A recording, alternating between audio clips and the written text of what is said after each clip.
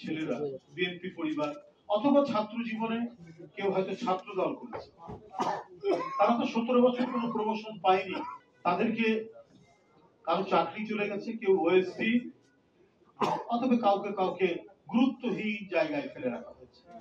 অথচ আমরা জানতাম যে সিএসপি অফিসাররা এরা অধিকাংশই ছাত্র ইউনিয়ন করতেন, কেউ এনএসপি করতেন, ভিন্ন ব্যাপার। কিন্তু তাদের চাকরি জীবনে পেশা জীবনে তারা কখনোই ধরে বৈষম্য শিকার, কেউ বিএনপি পরিবার, কারো হয়তো ছাত্র দলের ব্যাকগ্রাউন্ড, কিন্তু তারা তো কম্পিটিটিভ পরীক্ষায় পাশ করেই তো ক্যাডার সার্ভিসে ঢুকেছে, কেউ পুলিশ প্রশাসন, কেউ জনপ্রশাসন, কেউ ইনকাম ট্যাক্স, কেউ কাস্টম। কিন্তু হাসিনা যেভাবে একেবারে স্ক্যানিং করে করে দেখেছে যে এই বিএনপি পরিবার, মামার শ্বশুর যদি বিএনপির নেতা হয় তাহলে তার চাকরি হবে না, তার প্রমোশন হবে না, কিছু। এখনো এই ধরনের একটু আমি মানে খুব বেশি না হলেও দেখি হয়তো প্রমোশন দিয়েছে কিন্তু তাদেরকে কোনো গুরুত্বপূর্ণ পদ দেয়। যেমন ভাস্কর মানবেন্দ্র আপনারা জানেন যে চারুকলা থেকে ফার্স্ট ক্লাস পাওয়া, সে অনার্স এবং মাস্টার্সে ফার্স্ট ক্লাস ফার্স্ট পাওয়া ছিল।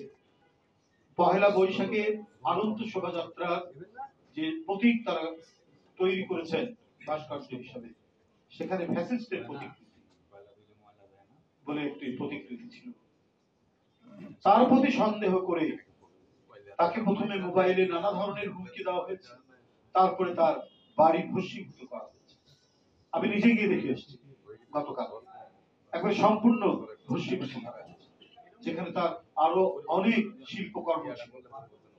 একটা শিল্পীর সবচাইতে বড় ধন সম্পদ হচ্ছে তার শিল্পকর্ম। দল হিসাবে তো আমরা তো গণতন্ত্রে বিশ্বাসী রাজনৈতিক দল, আর এটাতে বেআইনি কাজ যারা করবে এটা তো দায়িত্ব হচ্ছে সরকারের। আমরা তো দল হিসেবে যদি সেটা প্রতিহত করতে যাই একক দায়িত্বে, সেটা হবে একটা গুন্ডামি। সেটা আমরা করবো না, সেটা তো সরকার করবে। সরকারের বাহিনী আছে, তারা যখন দেখবো আমরা আক্রান্ত হচ্ছি তখন সেটা দলীয় প্রস্তুতির বিষয় রয়েছে। আমরা আক্রান্ত হচ্ছি বটে, কিন্তু আমরা সরকারের উপর যেহেতু আমরা আস্থা রেখেছি, সমস্ত গণতান্ত্রিক শক্তি 5ই আগস্টের পরে গঠিত এই সরকার, অন্তর্বর্তী সরকারের আস্থা রয়েছে, তারা এই বিষয়ে যথাযথ পদক্ষেপ গ্রহণ করবেন যে ফ্যাসিবাদের দোষকদের গলা স্বর কেন আমরা শুনছি। রাজনৈতিক দলকে যখন দমন করা হয়, সে রাজনৈতিক দলের যদি স্বচ্ছ নীতিমালা থাকে, সততা নিষ্ঠা থাকে, তাকে দমন করা যায় না। যেমন 15 বছরের ফ্যাসিবাদী জাঁতাকলের মধ্যেও আমরা নানাভাবে নানা কায়দায় আমরা আমাদের কণ্ঠস্বর, আমাদের উপস্থিতি বজায় রেখেছি। ওরা পলাতক, আমাদের নেত্রী পলাতক নয়, ওরা পলাতক, ওদের নেতারা সব পালিয়ে গেছে।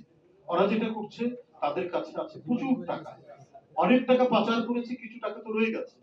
এগুলো দিয়েই তারা বিভিন্ন ধরনের খুনে বাহিনী, ভাড়াটিয়া বাহিনী তারা তৈরি করে বিভিন্ন জায়গায় আক্রমণ করছে। আমরা রাত 3টার সময় মানবেন্দ্র ঘোষের বাড়িতে তারা কিভাবে আক্রমণ করে, একটি গ্রামের মধ্যে, একটি বাড়ির মধ্যে। সুতরাং এটা তো একটা মানে ক্রিমিনাল অফেন্স। ক্রিমিনাল অফেন্স এটা তো দমন করবে সরকারের আইন শৃঙ্খলা বাহিনী, তার যে আইনি যে প্রক্রিয়াটা আছে তারা সেটা করবে। আর ওইটা যদি তারা করতে না পারে, যদি রাজনৈতিক দলকে নামতে হয়, তাহলে তো হবে নৈরাজ্য। তো আমরা তো নৈরাজ্যে বিশ্বাসী নই, অ্যানার্কিতে বিশ্বাসী নয়। এটা নামবে হচ্ছে সরকারি বাহিনী, তারা সেই জিনিসটা করবে।